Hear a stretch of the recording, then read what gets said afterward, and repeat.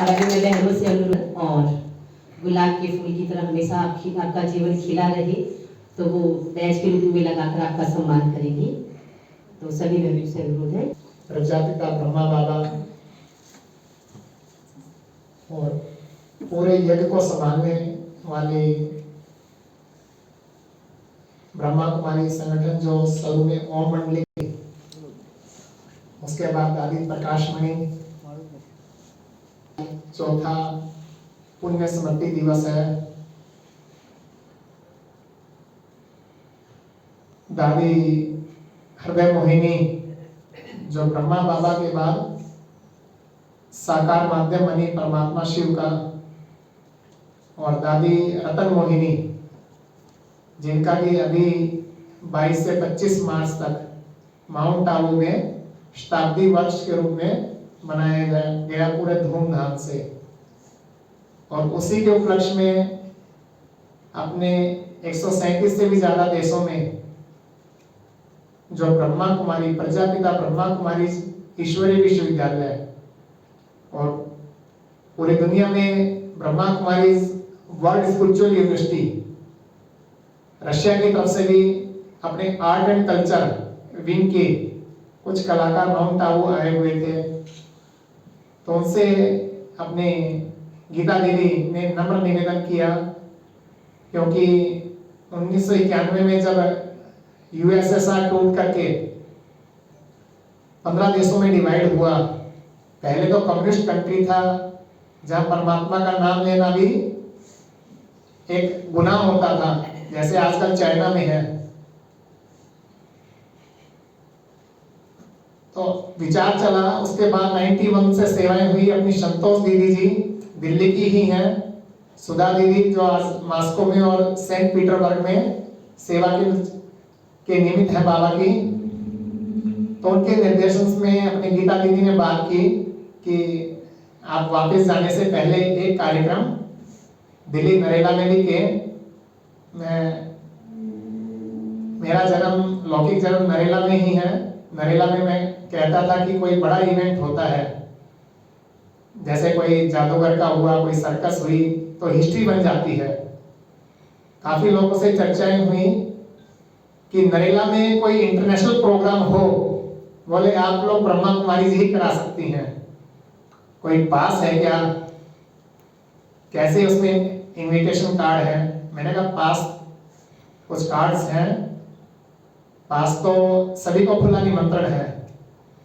तो ऐसे अपने बहुत सुंदर अपने राष्ट्रपति भवन के अंदर अपनी महामहिम माननीय राष्ट्रपति द्रौपदी मुर्मू जी, वहां पर जब एक कार्यक्रम हुआ तो उनको इतना अच्छा लगा कि एक विदेशी जो भारत की सभ्यता और संस्कृति को नहीं जानते, वो भारत की महिमा के ऊपर, भारत की सभ्यता और संस्कृति के ऊपर, भारत की जो प्राचीन सनातन परंपरा के ऊपर इतना सुंदर गीत संगीत अपनी कला के माध्यम से प्रस्तुति देते हैं, तो भारत का गौरव बढ़ाते हैं। तो उन्होंने आशा व्यक्त की कि इसको तो पूरे भारतवर्ष में जगह जगह दिखाना चाहिए, लोगों में जन जागृति लाने के लिए। तो उन्होंने भी शहर स्वीकार किया, वो पूरे भारत में जगह जगह, मैं देख रहा था पीछे मैसूर में था, कुरुक्षेत्र में हुआ, पानीपत में हुआ। वो अपनी कला के माध्यम से कलाकार हैं, पूरे भारत में जगह जगह जन चेतना जन जागृति फैला रहे हैं। और हम नरेला की पावन धरनी वाले बड़े ही सौभाग्यशाली हैं कि आने वाली 30 मार्च 2024 वो इतिहास का स्वर्णिम दिन बन जाएगा। शनिवार को पंजाबी कॉलोनी में सनातन धर्म मंदिर अपना था है, समय 11 से 2 बजे तक वो पूरी बस भर के आएंगे मानेसर से, और लगभग 1 घंटा उन्होंने कहा कि हमें तैयार होने में लगता है, क्योंकि वो पूरा स्क्रीन पूरी लगाते हैं, पीछे अपनी एलईडी स्क्रीन वगैरह सेट करते हैं, पूरा कोई शो दिखाते हैं। तो हम सभी बहुत गौरवान्वित महसूस कर रहे हैं। और आप सब मीडिया के क्षेत्र से हैं, तो हम सब ये अपेक्षा करेंगे कि आप इसको एक जन चेतना तक, जन जन तक पहुंचाएं, ताकि सारे ही जनता इसका लाभ ले सके और स्वर्णिम विचारों से एक स्वर्णिम संसार की ओर हम बढ़ चले। कि हम कहते थे कि महात्मा गांधी जी की राम राज्य आएगा, राम राज्य हम सब लेके आएंगे, तो उसी राम राज्य एक स्वर्णिम संसार की, कि भारत दोबारा से पुनः विश्व गुरु बने और यहाँ पर पूरा भारत क्या पूरा संसार ही एक स्वर्णिम संसार बन जाए, सुखमय संसार बन जाए। क्योंकि ब्रह्मा कुमारी के तो बहुत सारे प्रोग्राम 1986 में यूएन के द्वारा जब अंतरराष्ट्रीय शांति वर्ष के रूप में मनाया गया, तो पूरी दुनिया में शांति के ऊपर जो कार्य करने वाली कोई संस्था थी, तो ब्रह्मा कुमारी उसमें नंबर 1 पे आई थी और यूएनओ की तरफ से अंतरराष्ट्रीय शांति दूत पुरस्कार जो है वो दिया गया था।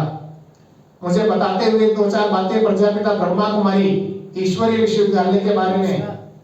दिन क्या होगा, समय क्या होगा, किस टाइम से आयोजन कितने बजे तक है, वो रिपीट करो। इसका दिन है 30 मार्च 2024, वार शनिवार, समय प्रातः 11 से 2 बजे तक, स्थान पंजाबी कॉलोनी, जिसे सनातन धर्म मंदिर अपना था के नाम से जाना जाता है, वहां पर होगा ये कार्यक्रम। विशेष क्या रहेगा?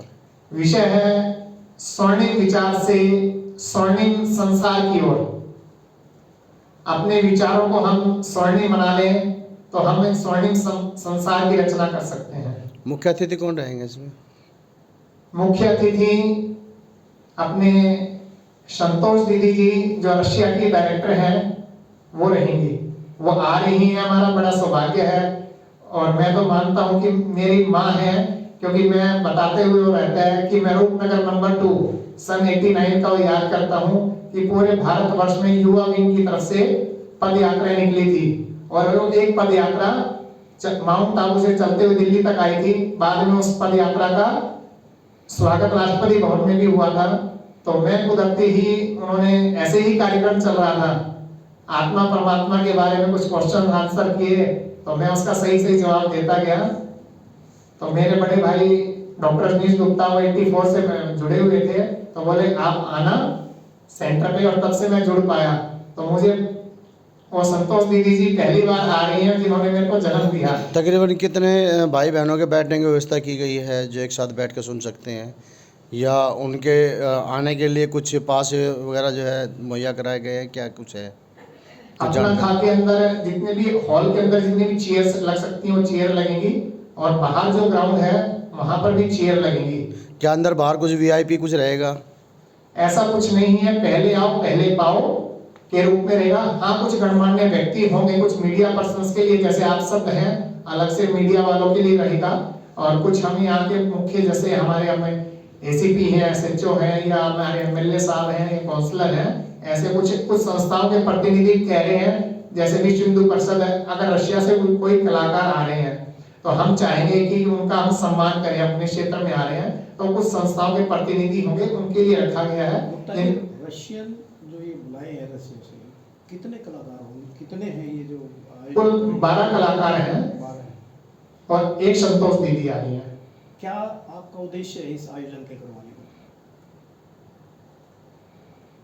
उद्देश्य है कि भारत दोबारा से पूरा स्वर्णिम भारत बन जाए, स्वर्णिम विचारों से स्वर्णिम भारत की ओर, इसीलिए ये टॉपिक रखा गया।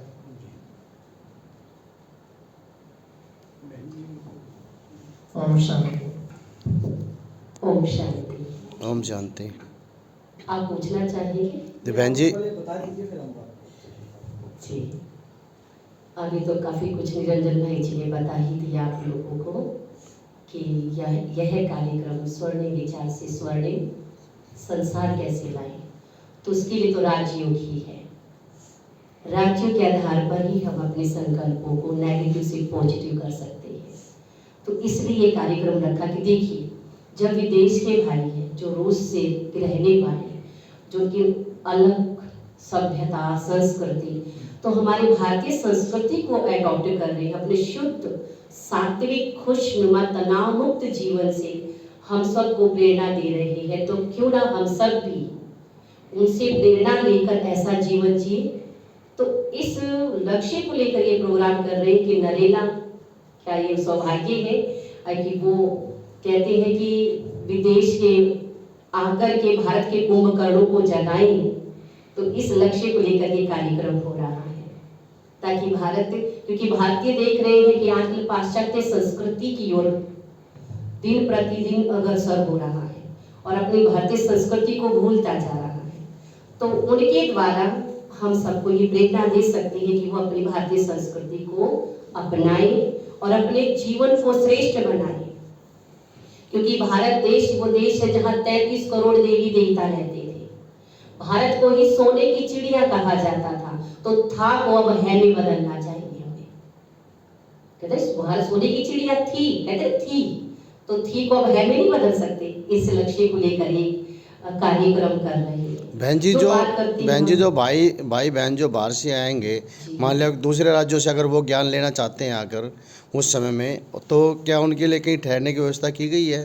क्योंकि अगर कोई दूसरे राज्यों से आएंगे उनके कुछ ठहरने का कुछ वैसे कुछ नहीं, ऐसा कार्यक्रम नहीं है कि तो दूसरे राज्य से आए, केवल नरेला वासियों के लिए ही है। क्योंकि दूसरे राज्य में अलग अलग प्रोग्राम होते रहते हैं और वो वहाँ के लाभ ले सकते हैं। इतनी दूर से कहाँ यहाँ पर चल कर आ सकेंगे वो लोग, ठीक है। इसे नरेला वाले की लाभ ले तो ज़्यादा अच्छा है। दीदी जैसे भैया बता रहे थे कि भाई कलाकार आएंगे और स्टेज शो है जी, स्क्रीन लगेगी, तो इसमें किस तरह के स्टेज शो होंगे, क्या इवेंट है, क्या वो कोई कलाकारी अपनी प्रस्तुति करेंगे जी। वो उसका कोई सारणी आप लोगों ने तैयार किया हुआ है तो वो बता दीजिए ना, क्योंकि ये संतोष दीदी आएंगी वो तो अपना। हाँ जी, देखिए वो भिन्न भिन्न अपने नृत्य के द्वारा, डायलॉग के द्वारा नाटिका सभ्यता को पेश करेंगे। एक छोटा सा क्वेश्चन है इसमें अपनी परफॉर्मेंस तैयार करें, जैसे कि जैसे अपने भारत देश के जो गाने वगैरह हैं, गीत है, उसके माध्यम से वो प्रस्तुति देंगे।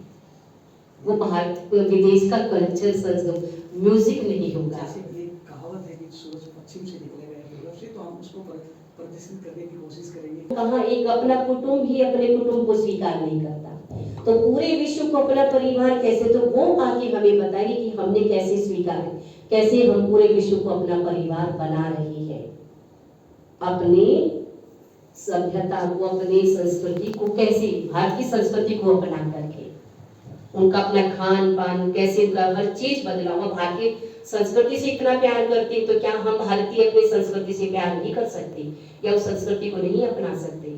क्यों हम पाश्चात्य संस्कृति की ओर भाग रहे हैं, खान पान को अशुद्ध किए जा रहे हैं? तो इस लक्ष्य को लेकर ही कर रहे हैं। वो अपनी प्रस्तुति रशियन पहली बार ही हुआ है नरेला में जो बाहर से विदेशी कलाकार आके और सांस्कृतिक जो भी कार्यक्रम रहेगा, और वो ऐसा नहीं कि हिंदी नहीं बोल सकते, वो हिंदी में अच्छे अच्छे गीत भी गाएंगे।